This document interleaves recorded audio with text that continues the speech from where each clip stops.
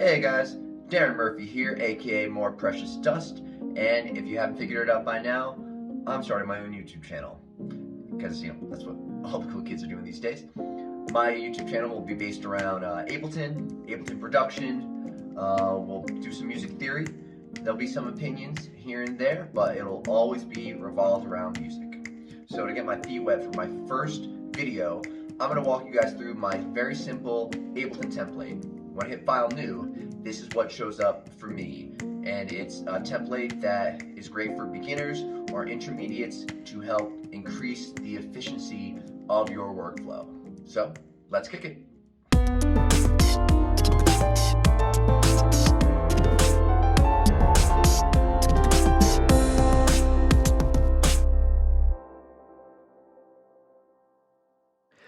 Alright guys, like I said in the intro, this is going to be a walkthrough of my Ableton template. When I hit File, New Live Set, this is what shows up for me. When you first get Ableton, what's going to be on the default template only is a single audio track and a single MIDI track. Now I have those here as well. I also have a grand piano track that shows up, and I have a grouping of drum racks. All the basic components have their own rack here. So I'll explain that in a little bit. But first, back to the audio and MIDI track. Like I said, they'll show up when you first get Ableton, but they're not going to have any audio effects present down here. But as you see for me, my default audio and MIDI track have a compressor and EQ8 that show up. And the reason I've done this is because it's going to be very rare for you to come across a sound that doesn't need some level of compression or some type of EQ. And I've tweaked the compressor settings to get a shallow compression going by lowering my ratio, my thresholds accordingly. Take a snapshot of these settings.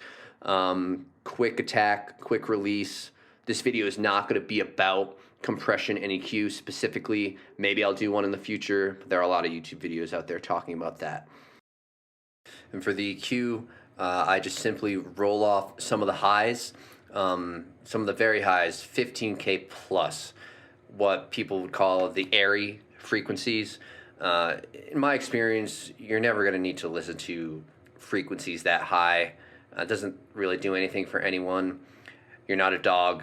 I do that on every single track, including my master tracks, and it's worked out pretty well for me. So when I insert a new audio track, the compressor and EQ show up. When I insert a new MIDI track, the compressor and EQ show up. And to make a default track like this, really simple. Just place whatever audio effects you want to be there by default all the time. Here, right click and hit Save as Default. So for example, let's throw a third audio effect. Say hypothetically I wanted a reverb to show up on all of my audio effects. Drop the reverb there, save as default audio track, yes, overwrite, right click, insert audio track, and boom, there is the reverb. Simple as that. So I'll delete the reverb, right click again, save as default audio track. Sorry if I'm blocking that. Save as default audio track, overwrite, yep, and yep. New audio track, reverb is gone. Simple as that. All right, so next I have a grand piano track present, and it's a stock Ableton grand piano, which you can find in Instruments, Instrument Rack, Piano and Keys, grand piano. It's a really nice sound for a stock Ableton plugin. Back to it, and as you see, I also have a compressor and EQ present, and I've set the parameters to put the piano in a nice listening headspace. So you can, once again, take a snapshot of these settings. Steep ratio to get a steeper compression, still a quick attack, quick release, taking a little more of the highs and a good amount of the lows right here. I also have a audio effect rack with a dry track, a reverb, and delay. I'm going to keep the delay off for a moment. So let's insert a 1 bar MIDI clip. I'm going to make sure that this blue headphone button is checked so the notes actually ring out when I play them on the piano roll. Okay, like I said, really nice headspace there. So there's a reason why I have a piano track present in my Ableton template. There is a reason why piano is the most ubiquitous instrument in Western music. It has the perfect combination of attack, decay, release, and it's very easy to write melody on piano.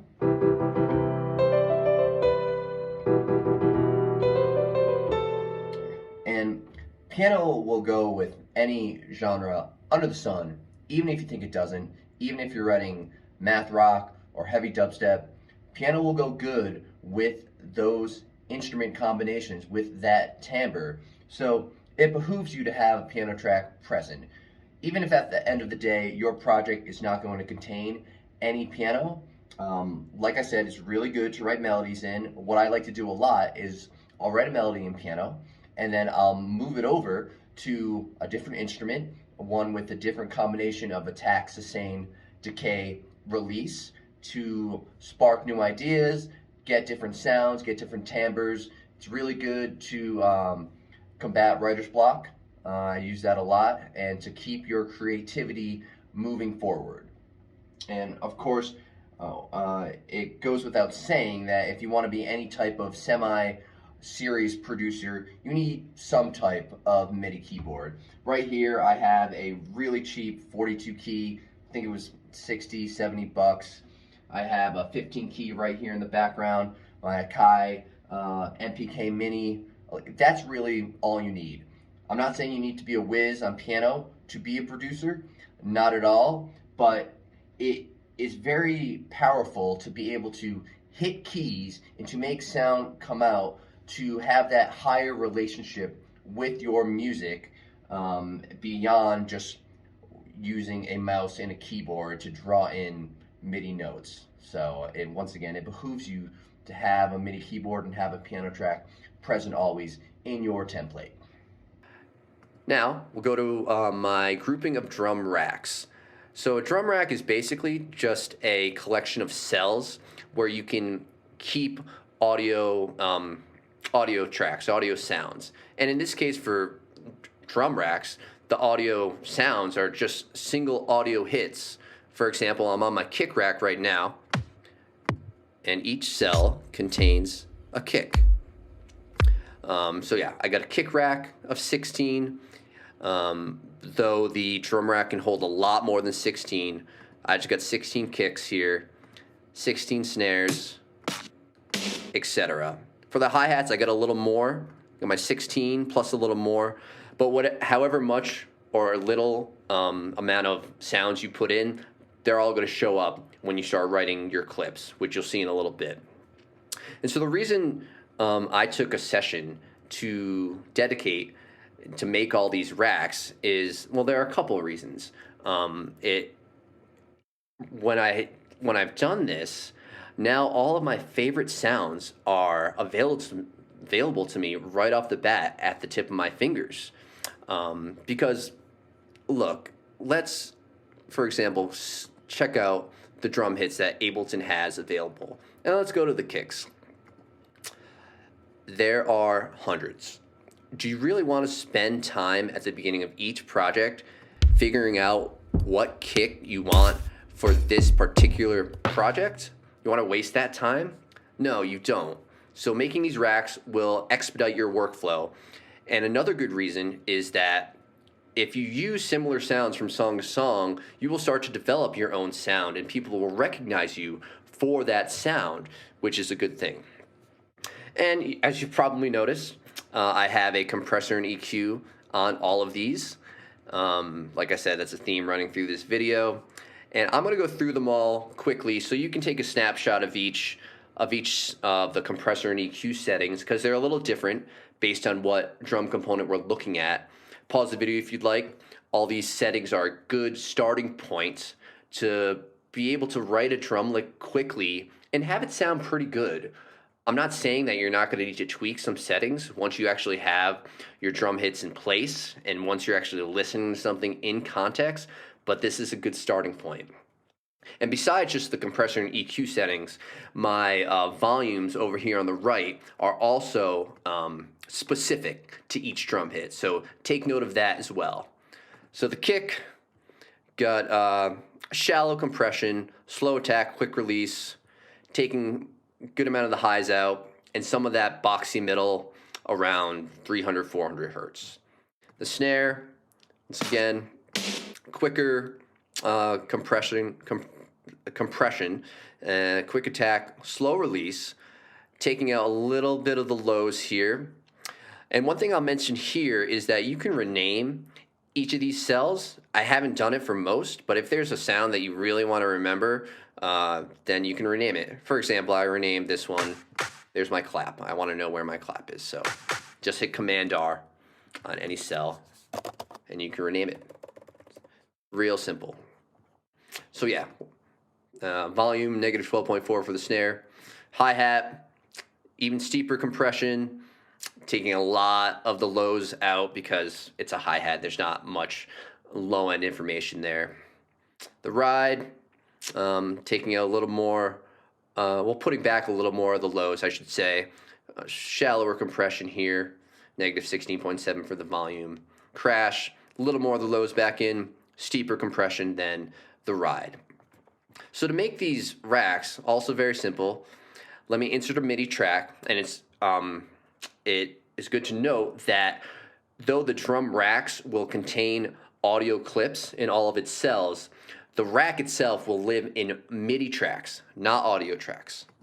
So that's good to know. So drop instrument here, and in this case, our instrument is going to be our drum rack. So let me minimize the drum hits, and the drum rack is right there beneath. Bring it in, all empty cells. So go back to my hits. Let's open snares. Find a snare you like. Okay, and drag it in. And like I said, Command R to rename if you want, and you just build your drum racks that way. Real simple.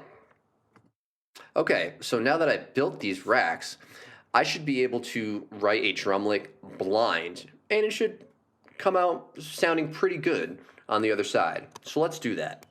Let me hit Tab to get to my session view. My reverb's still doing there. So I'm going to double click on a cell in my kick rack.